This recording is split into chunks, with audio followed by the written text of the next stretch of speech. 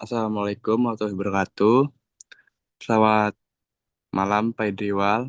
Di sini kami dari kelompok kelompok 4 ingin menjelaskan tentang video project yang Bapak kirim. Eh, Sebelumnya perkenalkan nama saya Gibran Animas Hendra Kantona dengan NIM 006. Lanjut. Saya Devi Nur Trianto dengan NIM 004.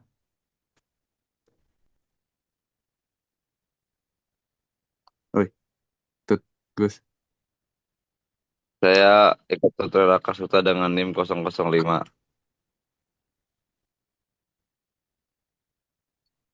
Saya Bagus Angli Rahman dengan NIM 007. Oke, yang pertama-tama diagram gaya geser dan momen lentur adalah metode grafis yang kuat yang harus diketahui oleh setiap insinyur mesin dan sipil untuk menganalisis balok yang dikenai beban. Dalam video ini, saya akan menjelaskan secara tepat bagaimana menguasai diagram ini. Dan kita akan melihat bagaimana diagram ini dapat digunakan untuk memahami bagaimana sebuah balok dikenai beban. Saya ingin memulai dengan menjelaskan apa itu gaya geser dan momen lentur. Ketika sebuah balok dikenai beban, gaya-gaya internal berkembang di dalamnya untuk mempertahankan kesetimbangan. Gaya-gaya internal ini memiliki dua komponen. Kita memiliki gaya geser yang berorientasi secara vertikal, dan kita juga memiliki gaya normal yang berorientasi sepanjang sumbu balok. Jika balok melendut ke bawah, bagian atas balok akan menjadi lebih pendek, dan gaya normal di bagian atas balok akan bersifat tekan. Bagian bawah balok akan menjadi lebih panjang, sehingga gaya normal di bagian bawah balok akan bersifat tarik. Setiap gaya normal tarik memiliki gaya tekan yang sesuai, yang besarnya sama tetapi arahnya berlawanan. Karena itu, gaya-gaya ini tidak menghasilkan gaya normal total, tetapi menghasilkan momen. Ini berarti kita dapat secara praktis mempresentasikan gaya-gaya internal yang bekerja pada penampang balok menggunakan hanya dua resultan. Satu gaya geser, yang merupakan resultan gaya-gaya internal vertikal, dan satu momen lentur, yang merupakan resultan gaya-gaya internal normal. Ini adalah cara yang sangat umum untuk mempresentasikan gaya-gaya internal dalam sebuah balok. Menggambar diagram gaya geser dan momen lentur hanyalah mencari tahu apa gaya-gaya internal. Ini di setiap lokasi sepanjang balok. Gaya-gaya geser dan momen lentur resultan ini akan bergantung pada beban yang bekerja pada balok. Dan cara balok ditopang balok dapat dikenai beban dalam berbagai cara. Yang paling umum adalah gaya terpusat, gaya tersebar, dan momen terpusat. Balok juga dapat ditopang dengan berbagai cara. Mereka dapat memiliki tumpuan sendi, tumpuan roll, atau dipasang tetap, yang masing-masing menahan balok dengan cara berbeda.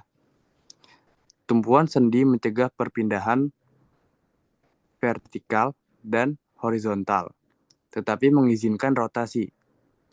Tumpuan nol mencegah perpindahan vertikal tetapi mengizinkan perpindahan horizontal dan rotasi. Tumpuan tetap mencegah semua perpindahan dan rotasi jika suatu derajat kebebasan dibatasi di tumpuan. Kita akan memiliki gaya reaksi atau momen reaksi di lokasi itu. Misalnya, rotasi diizinkan untuk tumpuan sendi, sehingga tidak ada momen reaksi, tetap perpindahan dalam arah vertikal dan horizontal dicegah sehingga akan ada gaya reaksi horizontal dan vertikal.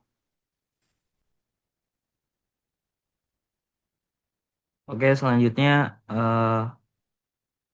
video pada menit 4 sampai 8 itu ada jadi bagaimana kita dapat menentukan gaya geser dan momen lentur pada dalam balok. Ada 3 langkah, yaitu yang utama kita perlu ikuti dengan menggambar diagram benda bebas dari balok. Ini menunjukkan semua beban yang diberikan dan reaksi yang bekerja pada balok. Langkah berikutnya adalah menghitung besar gaya reaksi dan momen reaksi di semua tumpuan balok. Kita melakukan ini menggunakan konsep kesetimbangan. Untuk mempertahankan kesetimbangan, semua gaya dalam arah vertikal dan horizontal harus saling meniadakan. Demikian juga, semua momen yang bekerja pada setiap titik sepanjang balok harus saling meniadakan. Ini memberi kita satu set persamaan sederhana yang bisa kita selesaikan untuk menghitung gaya dan momen reaksi. Jika kita dapat menghitung semua beban reaksi menggunakan 3 persamaan kesetimbangan, balok tersebut dikatakan statis tertentu. Statically determinate untuk beberapa konfigurasi balok, seperti yang ditujukan di sini. Kita tidak akan dapat menghitung semua beban reaksi karena kita memiliki terlalu banyak variabel tak diketahui dan tidak cukup persamaan kesetimbangan. Dalam kasus ini, balok dikatakan statis tak tertentu. Balok ini memiliki 4 gaya reaksi, tetapi kita hanya memiliki 3 persamaan kesetimbangan. Untuk menyelesaikan balok ini, kita perlu menggunakan metode yang sedikit lebih rumit dan mempertimbangkan kondisi batas. Dalam persamaan kesetimbangan untuk menghitung semua beban reaksi, setelah kita menghitung semua beban reaksi, langkah ketiga dan terakhir adalah mencari tahu gaya geser dan momen lentur internal di setiap lokasi sepanjang balok. Untuk melakukan ini, kita akan menggunakan konsep kesetimbangan lagi. Jika kita memotong balok di lokasi manapun, gaya dan momen internal harus meniadakan gaya dan momen eksternal agar kesetimbangan tetap terjaga. Ini memungkinkan kita untuk dengan mudah menghitung gaya geser dan momen lentur di setiap lokasi sepanjang balok. Yang kita perlu lakukan hanyalah memulai dari satu sisi balok dan menggeser lokasi potongan sepanjang balok. Menghitung gaya geser dan momen lentur seiring kita bergerak. Sekarang adalah waktu yang tepat untuk menentukan konvensi tanda yang akan kita gunakan. Gaya yang diberikan akan bernilai positif jika bekerja ke arah bawah. Untuk gaya geser dan momen lentur, konvensi tanda positif akan seperti yang ditujukan di sini. Jika balok berada di sisi kiri potongan kita, maka gaya geser akan mengarah ke bawah akan bernilai positif. Jika balok berada di sisi kanan potongan kita, gaya geser yang mengarah ke atas balok dan bernilai positif. Momen lentur positif adalah momen yang menyebabkan bagian bawah balok mengalami tarik. Cara lain untuk memahaminya adalah bahwa momen lentur yang menyebabkan balok melendut ke bawah sagging adalah positif, dan yang menyebabkan balok melengkung ke atas hogging adalah negatif.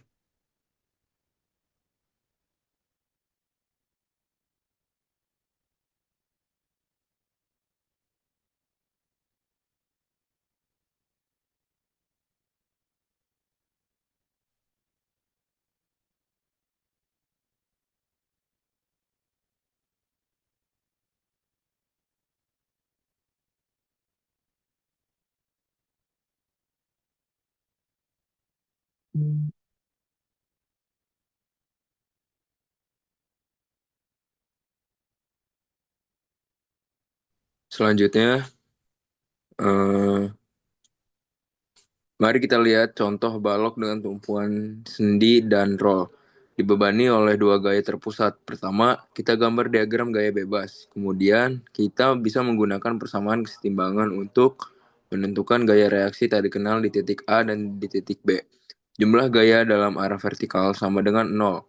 Jadi, R sampai A ditambah R sampai B sama dengan 15 ditambah 6.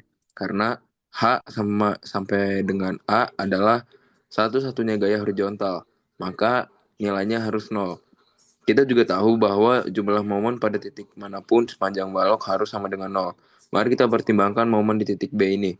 Memberi kita persamaan yang bisa kita selesaikan untuk menentukan bahwa R sampai dengan A sama dengan 12 dengan memasukkan R sampai dengan A ke dalam persamaan sebelumnya. Kita bisa mendapatkan bahwa R sampai dengan B sama dengan 9 Sekarang semua gaya luar yang bekerja pada balok telah didefinisikan. Kita bisa menggambarkan diagram gaya geser dan momen lentur. Kita akan mulai dari sisi kiri balok. Mari kita gambar diagram yang gaya bebas untuk lokasi tepat di sebelah kanan gaya reaksi 12 kN. Untuk mempertahankan kesetimbangan, gaya geser harus sama dengan gaya reaksi. Kita bisa menggambar ini di diagram gaya geser. Gaya geser akan konstan sampai kita mencapai gaya yang diterapkan berikutnya. Momen lentur harus sama dengan gaya reaksi 12 kN dikali dengan jarak ke X. Gaya reaksi tersebut ini memberi kita persamaan garis lurus yang bisa kita gambar di diagram momen lentur. Kemudian kita ulangi proses ini dengan memindahkan lokasi potongan lebih jauh ke kanan. Kali ini kita tempatkan potongan tepat setelah gaya 15 kN. Dan kita gambar diagram gaya bebas lagi untuk menentukan gaya geser dan momen lentur. Kita ulangi proses ini sampai kita telah menutupi seluruh panjang balok. Kita akhirnya mendapatkan diagram gaya geser dan momen lentur lengkap untuk balok tersebut. Contoh itu cukup sederhana. Untuk kasus dengan beban yang lebih kompleks, menggambar diagram gaya geser dan momen lentur bisa lebih sulit. Karena ada hubungannya antara gaya yang diberikan, yaitu gaya geser dan momen lentur, yang akan membantu kita memahami seperti apa bentuk diagram kita seharusnya. Mari kita pertimbangkan balok yang dibebani oleh gaya tersebar sembarang. Kita ini bisa memperbesar untuk melihat segmen balok yang sangat kecil dengan lebar dx dan menggambar diagram gaya bebas pada bagian pendek balok seperti itu. Gaya tersebar bisa dianggap seragam dan kita bisa menggantinya dengan gaya terpusat yang ekuvalen dengan menerapkan persamaan kesetimbangan ke diagram gaya bebas ini. Kita dapat menunjukkan bahwa hubungan berikut berlaku antara gaya tersebar, grafik gaya geser, dan grafik momen lentur.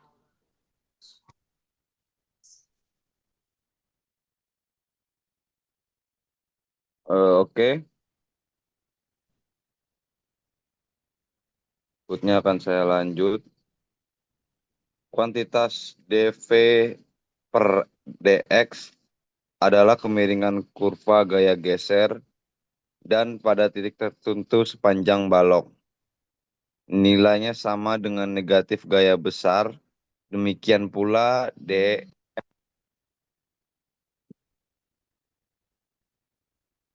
dan pada titik tertentu sama.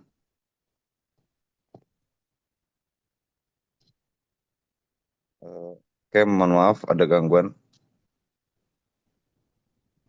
Sama dengan gaya geser. Jika kita mengintegrasikan persamaan pertama, kita bisa menunjukkan bahwa perubahan gaya geser antara dua titik sama dengan luas di bawah diagram beban antara dua titik tersebut. Dan jika kita mengintegrasikan persamaan kedua, kita bisa menunjukkan bahwa perubahan momen lentur antara dua titik sama dengan luas di bawah kurva gaya geser. Ini adalah informasi yang sangat berguna yang bisa kita gunakan untuk membantu membuat atau memeriksa ulang diagram gaya geser dan momen lentur kita. Mari kita lihat sebuah contoh. Balok ini memiliki gaya tersebar dan gaya terpusat. Mari kita cepat gambar diagram geser dan momen lentur dengan menggunakan metode diagram gaya bebas. Kita bisa menunjukkan bahwa kurva momen lentur untuk bagian balok di bawah gaya tersebut ditentukan oleh persamaan kuadrat min 4x kuadrat ditambah 34x ditambah 68 pada gambar. Jika kita turunkan persamaan ini, kita mendapatkan min 8x ditambah 34 yang berdasarkan persamaan dm per dx di atas. Sekarang kita tahu merupakan persamaan untuk kurva gaya geser di bagian ini dari balok. Jika kita turunkan lagi, kita mendapatkan min 8 yang merupakan persamaan untuk gaya tersebut. Ini adalah cara yang bagus untuk memeriksa ulang diagram gaya geser dan momen lentur kita. Cara lain untuk memeriksa diagram kita adalah menggunakan persamaan luas yang saya sebutkan sebelumnya. Luas di bawah kurva gaya geser yang disorot di sini adalah sama dengan 34 dikali 2 yaitu 68. Ini sama dengan perubahan momen lentur pada bagian balok ini. Kita juga bisa menghitung luas di bawah diagram gaya geser untuk bagian balok di bawah gaya tersebar. Luas total bagian ini adalah 72,3 dikurangi 12,3 yaitu 60.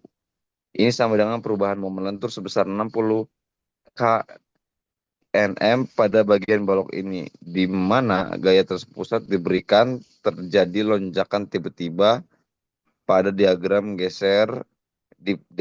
geser, dan di mana momen terpusat diberikan terjadi lonjakan tiba-tiba pada diagram momen lentur. Persamaan ini tidak berlaku pada titik diskontinuitas dalam diagram. Satu pengamatan terakhir yang bisa berdasarkan persamaan ini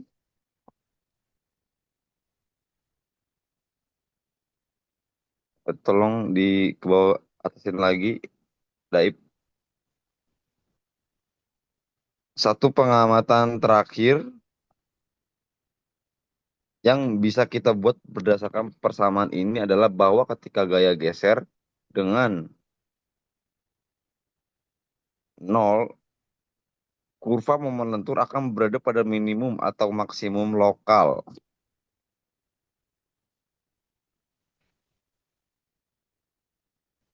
Oke, jadi sekian presentasi ulang kami.